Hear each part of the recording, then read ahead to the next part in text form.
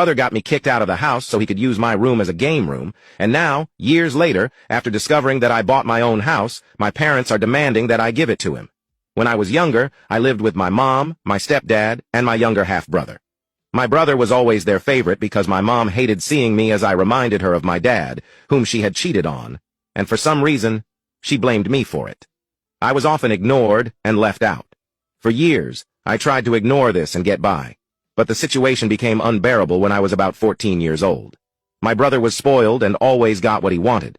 He was really into video games, and over time, he started complaining that the house didn't have enough space for him to have his own game room, something he had seen somewhere and now wanted. My parents then started hinting that I should leave the house so my brother could use my room as his game room. At first, I thought they were joking since they often told me to leave the house and that my presence there was useless, but then I realized they were serious. They began pressuring me to leave, saying that I was practically an adult and it was time to move on. I told them that I wasn't even old enough to have a job yet, had nowhere to go, and was far from being an adult. But as time passed, they decided it was time for me to go, and one day I came home from school to find all my belongings thrown on the sidewalk. It was incredibly tough. I had to go from shelter to shelter until an angel appeared and adopted me. She was a police officer who lived near the shelter where I stayed the most, and we got to know each other. A few months later, she took me to live with her and eventually adopted me.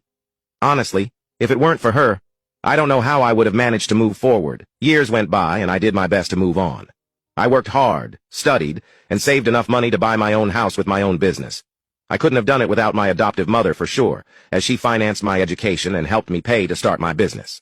Now that things were going well for me, I also bought a house for her so she could get out of renting. However, when my biological family found out that I had bought a house, and a house for my adoptive mother, apparently because the guy who sold me the house was a friend of my family, everything got worse again. If you want to watch the part 2, click on share and more.